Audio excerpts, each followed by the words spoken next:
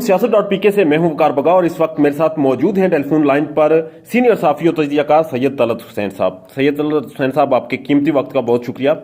Sir, आपका एक tweet मेरी नज़र से गुजर रहा था जिसमें लिखा हुआ है कि सैलाब कौमी आफत के तौर पर खुल के सामने आया, कोर कमांडर्स की अहम मीटिंग, इमरान खान का जमानत के बाद न्यूट्रल्स पर एक और हमला, वज़ीर-ए-आज़म कतर वापस से लौटा है, तलाल चौधरी और आबद शेर का मिफ्ता इस्माइल पर सीधा हमला, बता रहा है अंदर दी गल वध गई है। तो सर, ये अंदर दी गल किन्नी क वध गई है? देखिए, 3-4 ट्वीट्स हैं जो आपने इकट्ठे किए हैं, ये एक ट्वीट नहीं है, ये मुख्तलिफ ट्वीट्स आपने इकट्ठे किए हैं। जी जी सर।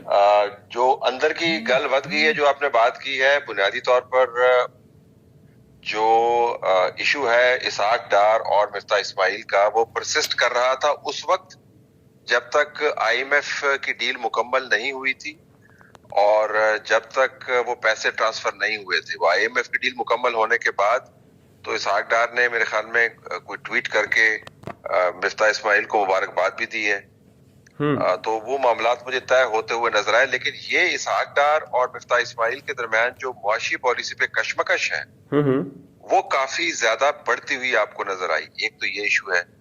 दूसरा इशू ये है कि जो सियासी वजन है इन फैसलों का, जिसके अंदर पेट्रोल की प्राइसेस जो फिर बढ़ी हैं, डीजल की प्राइसेस जो फिर बढ़ी हैं, जिसके अंदर इन्फ्लेशन जिसने तमाम रिकॉर्ड तोड़े हैं, अभी तक 27% इन्फ्लेशन है, वो इशू अपनी जगह परसिस्ट करेगा, क्योंकि जो ये मसाइल बढ़ेंगे, जो लोग चाहते नहीं थे कि PMLN हुकूमत में आए, वो बार बार यही आर्गुमेंट करेंगे कि जनाब हम तो आपको कह रहे थे कि आपको हुकूमत नहीं लेनी चाहिए, अब इसकी आपको कॉस्ट पे करनी पड़ेगी। तो जब मैं कह रहा हूँ कि गल वध गई है, इससे मुराद ये है कि अब इन मामलात के ऊपर इनका कोई कंट्रोल बाज़ जगहों पर नजर आएगा नहीं। इन्फ्लेशन को तो कंट्रोल कर नहीं सकते, ये बात कर रहा हूँ। सर, आपने सियासत को पहले से भी देखा, आपने हिस्ट्री को भी जाना, और पाकिस्तान की सियासत को आप बड़े जो शुरू के सहाफ़ी हैं जो टेलीविजन स्क्रीन पे हमने देखे, आप उनमें से हैं। क्या आपको लगता है कि ये जो हालात पैदा हो रहे हैं, ये हालात और इन हालात के पेश नज़र ये जो मौजूदा मखलूत गवर्नमेंट है, ये इनको टैकल कर सकेगी और किसी तौर पे ये सर्वाइव कर लेंगे, या फिर मजीद हालात जो बिगड़ते जा रहे हैं वो बिगड़ेंगे, या IMF की डील या दीगर चीज़ें इन्हें बचा लेंगी? देखिए, मैं तो मेरे पास तो कोई क्रिस्टल बॉल तो है नहीं कि जिसको बुनियाद बनाकर मैं फोरकास्ट कर पाऊं। ये मैं आपको बहरहाल बता सकता हूं कि चाहे ये मखलूत हुकूमत हो या कोई और मखलूत हुकूमत हो, मामला तय जो है वो मखलूत हुकूमत से ही होगा। ठीक है। मुराद ये है कि एक नेशनल हुकूमत जो तमाम कंसेंसस को डेवलप कर पाए। अगर आप मौजूदा हुकूमत को छोड़ दें, इसको अब ना माने कि ये फजूल हुकूमत है, जो भी है, पाकिस्तान के मसलों का हल जो है वो किसी एक जमात के हाथ में नहीं है। तो जो नए इंतखाबात भी करवाएंगे, उसके अंदर जिस किस्म के नताइज सामने आएंगे, उसके बाद भी आपको मिलके ही मसाइल हल करने हैं। ये किसी एक पार्टी का काम नहीं है। तो मौजूदा हुकूमत के हाथ आपको बंधे हुए नजर आते हैं, आपको गैर मौसर भी ये नजर आते हैं। इनके मसाइल भी बढ़ गए हैं सैलाब के आने के बाद, लेकिन उसका मुतबादल भी फिलहाल आपको नजर नहीं आता। मतलब इन हालात में आप जब पाकिस्तान का जो है एक बहुत बड़ा हिस्सा डूबा हुआ है सैलाब में, आप इंतखाबात की बात भी नहीं कर सकते। रिहेबिलिटेशन जो है, कल मैं बात कर रहा था, जो यूसुफजई साहब हैं KP के फोकल पर्सन फ्लड के, वो मुझे बता रहे थे कि 2 महीने के अंदर तो उन्होंने नॉर्थ को कवर करना है, फिर 6 महीने तकरीबन लग सकते हैं लोगों को रिहेबिलिटेट करने में। सिंध का भी यही हाल है, पंजाब के साउथ का यही हाल है, सर पाकिस्तान पूरा इस वक्त सर्वाइव कर रहा है, तकरीबन पूरा पाकिस्तान जो है। अगर जी, तो अगर हुकूमत गैर मौसर है भी, तो फिर इसका मुतबादल मुझे फिलहाल नजर नहीं आता। सर, एक चीज बता दें, जो आपने माजी की चीजें भी देख के और हालात भी देख के और मौजूदा दौर भी, तो आपको लगता है कि अगले 5 या 10 साल जो अगली गवर्नमेंट्स आएंगी, जिस तरह आपने कहा कि नेशनल गवर्नमेंट ही इसका हल है, तो अगली गवर्नमेंट्स भी नेशनल गवर्नमेंट्स ही होंगी? देखें, ये तो डिपेंड करता है कि अगले 4-5 महीने के अंदर क्या होता है। इमरान खान की जमात जो है वो आपको उसकी उठान नजर आती है, वो तगड़ी होती हुई नजर आती है। अब जब इमरान खान हुकूमत में थे तो यही उठान आपको नून लीग की नजर आ रही थी, तभी तो उन्होंने जिमली इंतखाबात जीते। अब जब से ये हुकूमत में आए हैं तो इमरान खान की आपको उठान नजर आ रही है। तो उठान की भी मेरे ख्याल में कोई उसके अंदर परमानेंस नहीं है। यानी आप ये नहीं कह सकते जी कि 1.5 साल के बाद भी यही कुछ होता रहेगा। تو پاکستان میں حالات بڑی تیزی سے بدلتے ہیں، لیکن یہ مجھے لگتا ہے کہ جس طریقے سے پاکستان میں ڈویژنز بڑھ گئی ہیں، یعنی آپ بنیادی ایشوز کے اوپر بھی کنسنسس ڈیولپ نہیں کر پا رہے. جس طرح 3 دن پہلے ایک میٹنگ کال ہوئی جس کے اندر تمام سروسز چیفز موجود تھے، بلوچستان کے سی ایم موجود تھے، سندھ کے سی ایم موجود تھے، پنجاب اور کے پی کے سی ایمز نے اس کو اٹینڈ نہیں کیا، اے جے کے پی ایم نے اس کو اٹینڈ نہیں کیا، جی پی کے ریپرزینٹیو نے اس کو اٹینڈ نہیں کیا. تو اس طرح تو پھر ملک کے اندر آپ کسی ایشو کے اوپر کنسنسس ڈیولپ نہیں کر سکتے. یہ روش چھوڑنی ہوگی، حکومت جس کی بھی ہو، اس روش کے ساتھ پاکستان چل نہیں سکتا. ایگزیکٹلی سر، آج کل کی اگر بات کریں تو عمران خان کی جو عدالت میں پیشی ہوئی دہشت گردی کی عدالت، انسداد دہشت گردی کی عدالت ہو یا توہین عدالت کیس ہو، اس میں عمران خان ہمیں نظر آیا، اور عمران خان کا ایک ویڈیو کلپ آپ نے بھی وہ شیئر کیا کہ میں پہلے سے زیادہ خطرناک ہو گیا ہوں. تو آپ کو کیا لگتا ہے یہ کس کے حوالے سے خطرناک ہو رہے ہیں عمران خان صاحب، اور کیا معاملات کیا چل رہے ہیں، اور یہ کیا جو انہیں ریلیف دیا جا رہا ہے یہ کچھ اسپیشل ہے یا روٹین پریکٹس ہے؟ دیکھیں، اس میں اگر آپ کورٹ کے رپورٹر سے بات کریں، 1-2 سے نہیں، 3, 4, 5, 6 سے بات کر کے دیکھیں، اور ظاہر آپ کی جو ویب سائٹ ہے وہ اس کے پاس یہ استطاعت ہے کہ وہ بہت سارے لوگوں سے بات کر کے ایک پوائنٹ آف ویو سامنے لا سکتی ہے.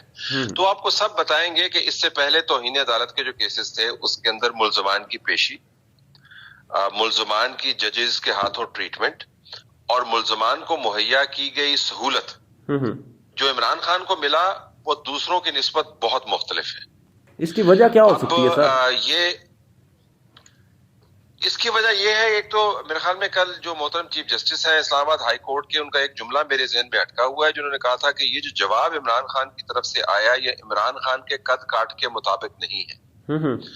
تو جب جج صاحبان جو ہیں وہ ملزمان کے، ظاہر اس وقت تو ملزم ہی ان کے سامنے اور سنجیدہ ان کے اوپر الزامات ہیں، جس طرح عبداللہ چودھری کے اوپر تھے، یا دانیال عزیز کے اوپر تھے، یا نہال ہاشمی پر تھے، یا یوسف رضا گیلانی پر تھے.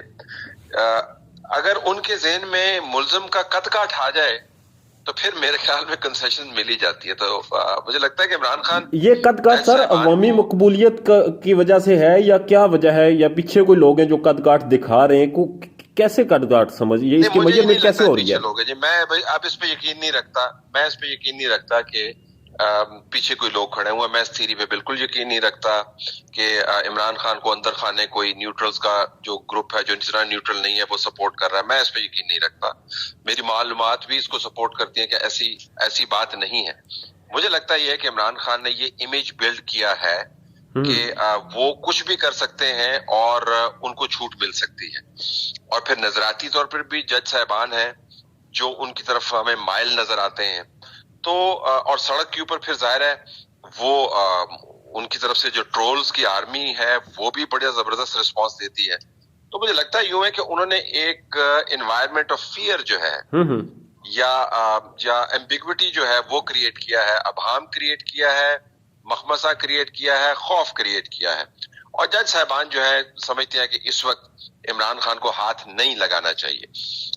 یہ میرا تجزیہ ہے عمران خان کے بارے میں. سر یہ جو آپ کا تجزیہ ہے اس سے نظر آتا ہے، اور عمران خان کی جو سٹیٹمنٹ کہ میں اور خطرناک ہوتا جا رہا ہوں، کیا اسے کوئی نظریہ ضرورت پیدا کیا جا سکتا ہے یا کوئی اس کی پلاننگ تو نہیں چل رہی؟